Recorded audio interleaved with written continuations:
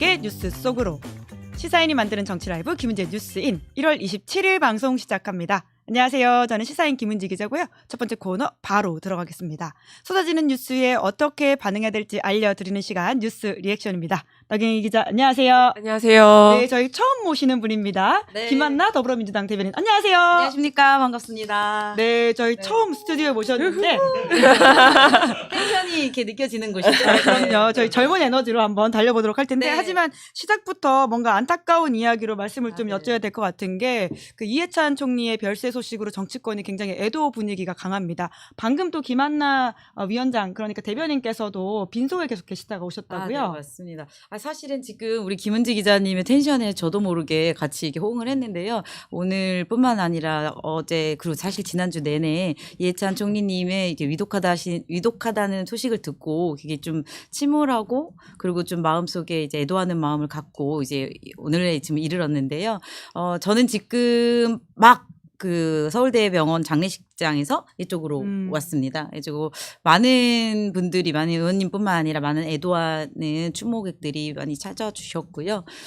뭐 워낙 어록도 많으시고 해주신 일들도 많으시고 또 긴 시간 이제 민주당과 이제 대한민국 민주주의의 어른으로서 생활을 해주셔서 정말 많은 뭐 재계뿐만 아니라 이제 각국에서 모셔서 같이 애도하는 시간들을 가졌습니다. 네, 또 네. 저희가 애도도 애도지만 또 이렇게 밝은 에너지로 마음을 전하는 네. 것이 앞으로의 세대를 위해서 이해찬 총리도 좋아하시지 않을까라는 마음으로 애써 또 밝게 해보도록 하겠습니다. 네, 알겠습니다. 그러면 첫 번째 뉴스 들어가 볼까요? 네, 트럼프 한국 관세 15%에서 25%로 인상 발표. 네, 오늘 아침에 갑자기 나온 소식이죠? 네, 트럼프 대통령이 오늘 아침 갑자기 자신의 SNS인 트루스 소셜에 한국 입법부가 한국과 미국과의 합의를 지키지 않고 있다면서 이에 따라 자동차, 목재, 의약품 및 기타 모든 상호 관세를 15%에서 25%로 인상한다는 글을 올렸습니다. 트럼프 대통령은 이재명 대통령과 2025년 7월 30일에 합의를 했으며 내가 2025년 10월 29일 한국에 있을 때 그 조건을 재확인했다. 왜 한국 입법부는 합의를 승인하지 않았는가라고 적었는데요. 트럼프 대통령이 언급한 한국 국회의 승인은 한국이 미국에 약속한 투자를 이행하기 위해서 국회에서 통과시켜야 하는 한미 전략적 투자 관리를 위한 특별 법안, 그러니까 대미 투자 특별법을 의미하는 것으로 보입니다. 하지만 정말 그게 관세 인상의 유일한 이유인지는 불확실한 상황인데요. 미국은 무역 합의 이후에 한국 국회가 제정했던 정보통신망법 개정안과 국회에서 발의된 온라인 플랫폼 규제에 대해서 불만을 밝혀왔고요. 지난 23일에는 벤스 부통령이 미국을 방문한 김민석 총리에게 쿠팡의 개인정보 유출 사건에 대해 묻기도 했기 때문입니다. 트럼프의 진짜 속내가 무엇인지 설랑설레가 오가는 가운데 청와대는 미국 측에 공식 통보나 설명은 없었다고 밝혔고요. 오전에 김용범 전체실장과 위성락 국가안보실장 주재로 관계 부처가 참여하는 대책회의를 열었습니다. 또 현재 방위산업 협력 강화를 논의하기 위해서 캐나다를 방문 중인 김정관 상업통상부 장관도 조속히 미국을 방문할 계획이라고 합니다.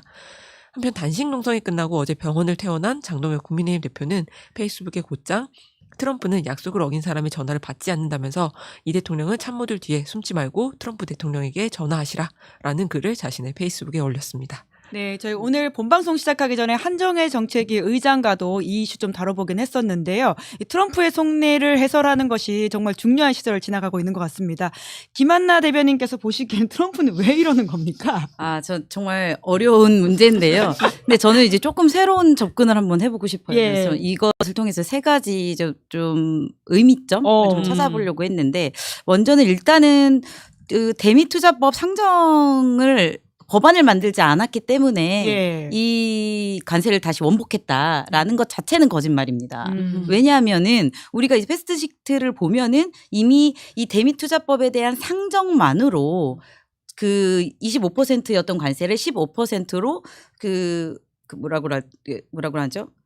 인하하는 방식. 인하하는 방법. 예. 그거를 이제 사실 우리가 용어로는 뭐라고 하는지 순간 생각 예. 강강인데 이제 소급 적용. 네. 예. 소급 적용한다라고 얘기를 했었거든요. 그렇기 때문에 지금 이 법안이 송가하지 않았기 때문에 법안이 마련되지 않았기 때문에라는 것은 이제 말이 되지 않고 그러니까 사실 우리가 전화를 안 받아야 되겠네요. 장동혁 대표의 얘기로 말한다면 그러니까 그 이유는 아닌 것 같고요. 그렇다면 왜 갑자기 이렇게 원복을 했던가를 한번 좀 내면을 보면요. 저는 이렇게 생각해요. 미국 극우 정치에 대한 판단을 좀 해봐야 된다. 예. 굉장히 자기의 그 노동을 강조하고 자신의 일자리와 이익 대해 초점이 맞춰져 있고 그거 아닌 것은 다 배타적이에요. 네. 굉장히 폭력적으로라도 그 목표를 달성하려는 게 이제 미국 극우 정치의 핵심 아닙니까? 그래서 그 미국 극우 정치 그리고 그 세력을 뒤에 업고 있는 트럼프 그 리더인 것을 기본으로 이 판단을 해야 된다라고 저는 생각이 들고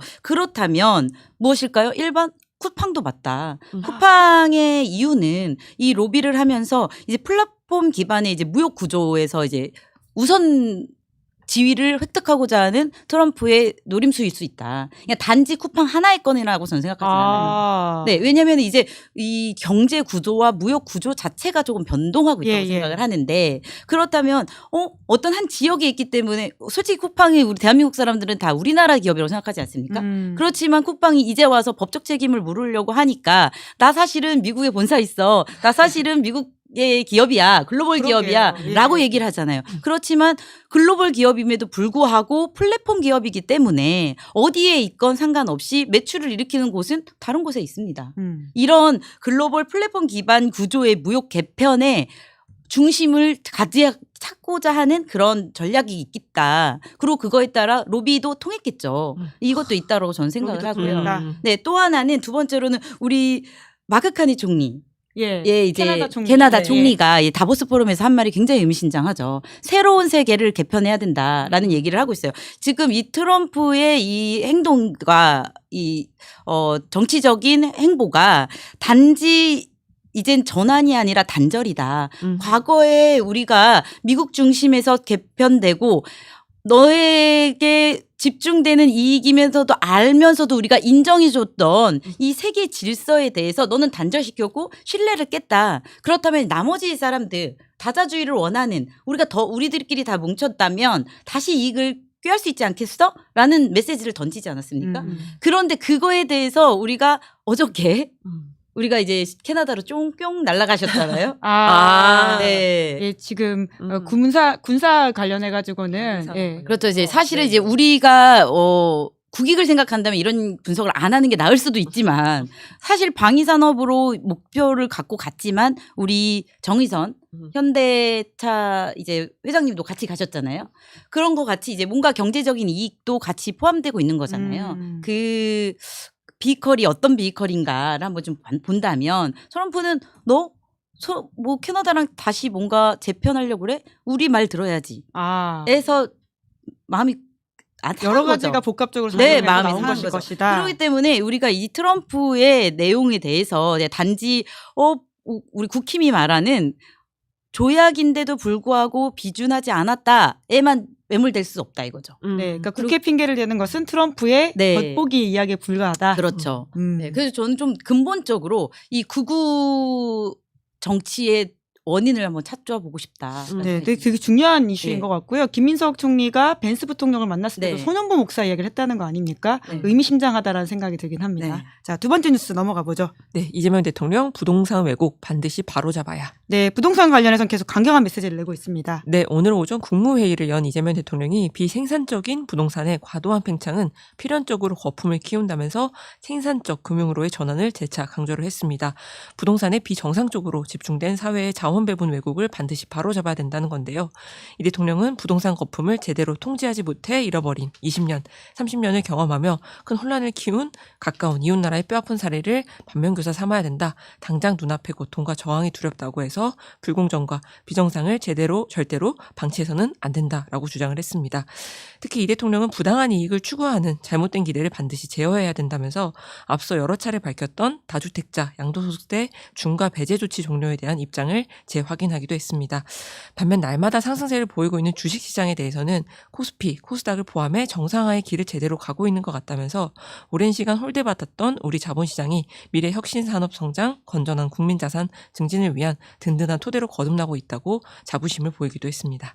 네, 김한나 대변인께서는 부동산 전문 변호사이시라고 알고 있습니다. 부동산 전문 변호사이고 제가 사실 서초가 지역위원장이기 때문에 대부분의 이슈가 굉장히 부동산이고 정답에 우리 민주당 깃발을 꽂으려면 부동산 정책을 민주당에서 잘해야 합니다. 네, 저희 뭐 부동산과 교육 이슈로 그냥 먹고 가는 그런 곳이긴 한데요. 그걸 떠나서 저는 이제 이재명 대통령님이 얘기하신 이런 부분들, 특히 전 어저께 그 글들을 보면서 이제 비정상적인 버티기가 이익이 돼서는 안 된다라고 얘기를 했거든요. 그건 굉장히 동의를 해요. 예. 지금 많은 정책에도 불구하고 버티면 뭐 강남상구 아니면 똘똘한 채로 버티면 그냥 이익이다라는 게 정의가 돼서는 안 되겠죠. 예. 그렇지만 저는 이제 제가 이제 이재명 대통령님의 지금까지 부동산 정책은 굉장히 저는 일시적인 처방이었다고 좀 생각을 하거든요. 예, 예. 이제 정말 근본적인 공급 정책이 없이는 결국은 계속 지금 원래 정책을 내고 잠깐 소강세타에 있다가 지금 또다시 오르기 때문에 이런 문제가 제시된 거 아닙니까? 네. 그리고 뭐 사실은 이런 말 많이 하잖아요. 뭐 지선 전에 말하지 말았어야 되는데 라고 얘기하시는 분도 있고 지선 전에 빨리 더 올라가는 걸 막아야 된다라는 이 두 의견이 지금 이렇게 대립하고 있지 않습니까? 근데 이 내용을 불식시키기 위해서는 좀 더 원론적일 수도 있지만 그게 정말 정답이에요. 정말 살인적인 공급 정책을 실질적인 공급 정책 예. 그리고 또 굉장히 섬세한 공급 정책을 내야 된다라고 저는 생각을 하고요. 그럼 공급 정책 왜 지금 지방 같은 경우에는 미분양이 넘쳐나고 있고 악성 미분양으로 힘들고 공실이 비어가고 있는데 어떤 공급을 원하느냐라고 말하실 수도 있어요. 그런데 부동산의 특징은요. 부분 시장성이 있어요. 국지성이 있기 때문에. 예. 네. 잘 생각해 보세요. 대구가 미분양이 악성 미분양이 강해요. 그렇지만 서울이 미분양이 있습니까? 많지 않아요. 그런데 또 거기 서울에서만 봐도 저는 지금 서울이니까 서초와 정말 죄송하지만 위에 노원 매우 다릅니다. 네네. 이런 걸 부분 시장성이라고 한단 말이에요. 똑같은 획일적인 정책을 낼 수가 없어요. 부동산에서. 그러는 경우에 한쪽에서 반드시 풍선 효과 또는 부작용이 날 수밖에 없는 게 저는 부동산 정책이라고 생각을 하고 저는 이렇게 생각해요. 부동산에선 그 누구보다 필요한 게 정의관념의 다시 설립이다. 그리고 우리 공론장을 만들어야 된다.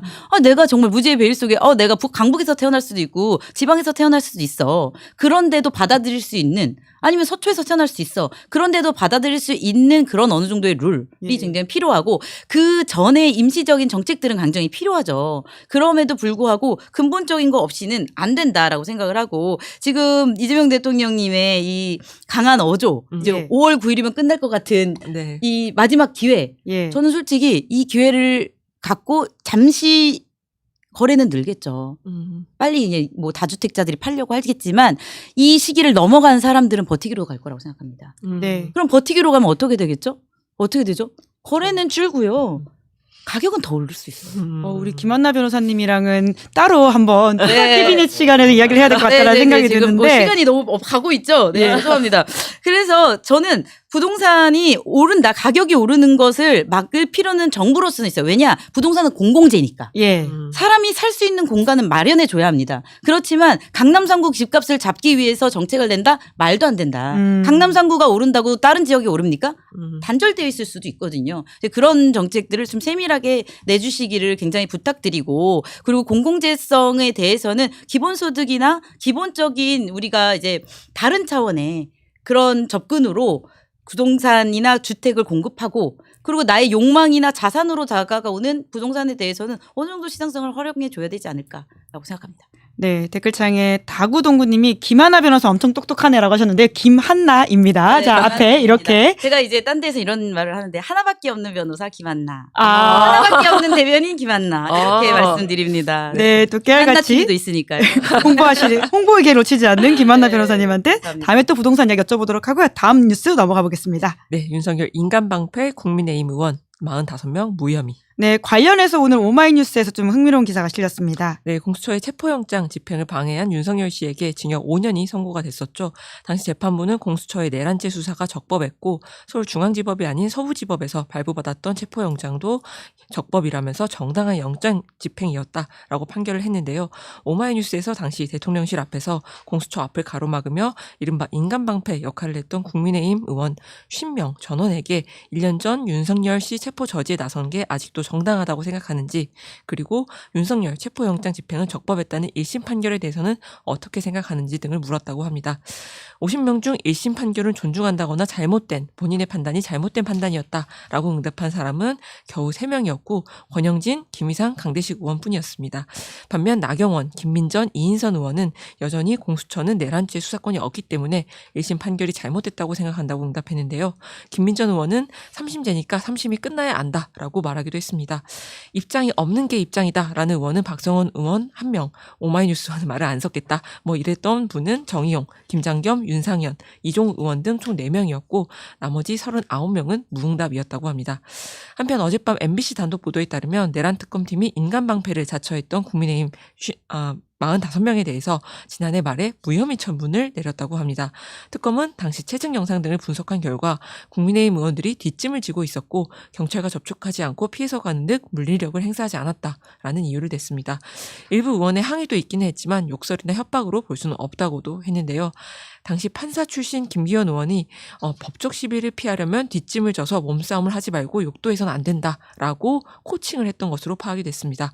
결국 체포방해는 하더라도 법적으로 걸리지 않을 수 있다고 공유한 법기술을 특검이 그대로 용인해 준 셈입니다. 네, 또 김한나 대변인은 변호사이기도 하지 않습니까? 네. 다양한 어떤 직종으로서 저희한테 해설을 해주실 수 있을 것 같다는 생각이 드는데 먼저 무혐의 판단에 대해서는 어떻게 보세요?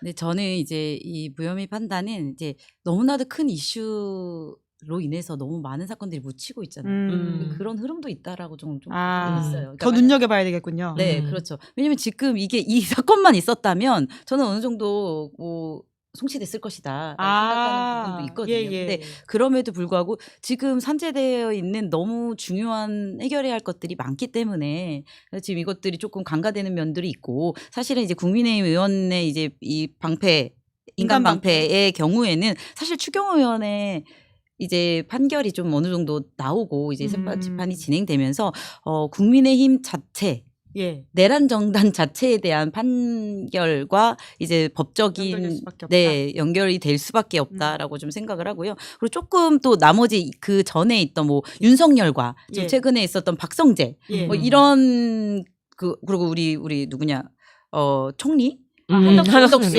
이런 것들과는 조금 다른 점이 있다라고 생각은 해요. 왜 다른 점이 있냐면 어쨌든 착수와 그 이후에 이 내란의 범죄 자체 에 대한 이제 어느 정도 마무리가 되고 그 이후에 대항이잖아요. 그러니까 사실 이 내란 자체는 우리가 이제 그 지난번에 한덕수 판결의 내용에서도 분명히 말을 했어요. 위로부터의 구테타. 그렇죠? 근데 그 이후에 이것에 대해서 여론을 형성하고 막아서는 과정에서는 어느 정도 아래로부터의 움직임이었던 것이 아닌가. 정치적으로 굳이 말을 한다면 이런 생각이 들고요. 네. 그래서 이제 뭐 저는 빨리 집중해야 되는 뭐 우리 윤석열도 이제 곧 나올 거고 김건희도 나올 거고 선거 결과가 선거 결과들이 나오잖아요. 이제 이런 결과와 함께 이제 추경호의 그 당시의 행위에 대해서 정확한 법적 판단과 함께 이제 국민의힘 자체에 대한 법적인 판단으로 나아가야 되지 않을까라는 것으로 정리해 주셨습니다. 그런 말씀 들으니까 무혐의 결과가 아쉽다는 생각이 드는 게 그럼 빨리 판단을 하지 말고 그때까지 결과를 안 내렸어야 되는 게 아닌가라는 생각이 들기도 하네요. 네, 그렇습니다. 근데 뭐 무혐의 나온 이 부분들은 언제든지 또 다시 이의제기도 할 수 있고 또 다시 또 다른 차원에서 형사처벌도 가능할 수 있다고 생각합니다. 네, 해당 오마이뉴스 기사 좀 자세하게 보시면 지금 국민의힘이 어떤 자리에 서 있는지를 충분히 알 수 있다라는 생각이 드는데요. 그럼 다음 뉴스 넘어가 보도록 하겠습니다. 네, 국민의힘 윤리위원회 김종혁 탈당 권유. 예, 뭐 예상되었던 결과 같긴 합니다. 네, 당신 농성을 중단한 장동혁 대표가 퇴원한 어제 국민의힘 중앙윤리위원회가 친한계 김종혁 전 최고위원의 탈당 권유 중징계를 내렸습니다. 탈당 권유라는 거는 열흘 내에 스스로 탈당을 하지 않으면 자동으로 제명이 되는 건데요. 김종혁 전 최고위원은 당연히 정치적, 법적 대응을 하겠다면서 일단 가처분 신청을 내겠다고 밝힌 상태입니다. 한편 국민의힘 소장파 모임인 대안과 미래는 오늘 오전 모임을 가진 뒤에 당 지도부에는 한동훈 전 대표 징계에 대한 재고를 그리고 한 전 대표에게는 지지자들의 집회 중지 요청을 요구를 했습니다. 네, 이번 이슈는 어떻게 보세요? 저는 이제 사실은 원래는 오늘 최고위가 있으면서 한동훈 제명이 결정되느냐 고민을 했으나 이제 우리 장동혁 대표가 어제 최고위가 있으면서 어제 그렇죠. 근데 이제 내일 모레 목요일입니다. 29일 목요일에는 이제 결정이 날 것이다라는 것과 이제 연관이 되어 있을 거 아닙니까? 이제 저는 이제 그렇게 얘기를 했을 때 한동훈 제명이 될 것이라고 저는 생각을 하는데 한동훈 제명 된다. 네, 저는 될 것이라고 생각을 해요. 왜냐하면 지금 이 과정 자체가 아니 제명을 하지 않으려면 지금 제명과 같은 수준의 이제 한동훈 계의 오른팔을 이렇게 그 심판을 할당 할 권유를 것인가, 네, 했다. 결과를 할당 네. 권유를 할 것인가, 이게 그 제명과 같은 거거든요, 사실은. 그래서 이게 가치상으로 움직일 것이다. 그러니까 저는 장동현 대표가 더 이상 국민의 얘기는 듣지 않고 아까랑 또 동일해요, 사실은. 트럼프가 극우 정당화 되어가고 극우 정치를 하는 것처럼 국민의힘도 그 길을 가고 있다. 아. 네, 그 자기 세력과 이제 사람들이 좀 관심 없는 이 점점 줄어들고 있는 이제 예. 국민의힘의 세력을 국민의힘의 그 당권을 누가 가져가는 거에 집중해서 이번 기회에 쳐낼 것이다라고 생각을 하거든요. 그래서 그 과정으로 빌드업하는 과정, 네, 이라고 생각합니다. 오늘 뉴스 전하는 중에 가장 밝게 표정을 네. 하는 생각이 들면서 네, 서서히 스스로 자멸하고 있다. 안타깝습니다. 네. 네, 아유 안타깝지만 벌써 시간이 이렇게 되었는데요. 그래도 우리 김한나 대변인님 오늘 처음 오셨는데 어떠셨는지 짧게 소감 들어볼까요? 20분 동안 4가지 꼭지를 하나도 정말 20분이면 충분히 말할 수 있는 건데 정말 텐션 죽도록 좋습니다. 시사인 역시와 다릅니다. 네, 다음에 또 부동산 이슈로서 우리 김한나 대변인님 전공 분야 모셔가지고 이야기 나눠보도록 하겠습니다. 두 분 수고 많으셨습니다. 고맙습니다. 네, 감사합니다. 네, 저는 1월 27일 뉴스 액션 여기까지 하고요. 저는 잠시 후에 장성철의 나는 솔로로 함께 하겠습니다. 4기 옥수는 누구인지 기대해 주시면서 이따 뵙겠습니다. 고맙습니다.